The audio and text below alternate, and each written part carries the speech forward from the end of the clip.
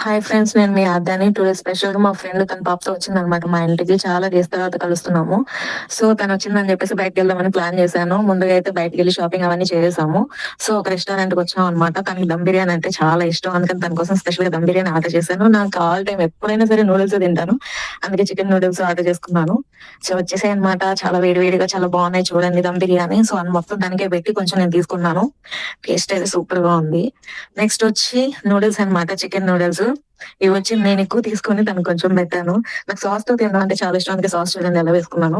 So, మొత్తం అన్నీ తినేసాము. ఇంకా రిటర్న్ ఇంటికెళ్ళిపోయే టైంలో ఐస్ క్రీమ్ తినకపోతే ఎలాగా అని చెప్పేసి ఐస్ క్రీమ్ షాప్‌కెళ్ళాము.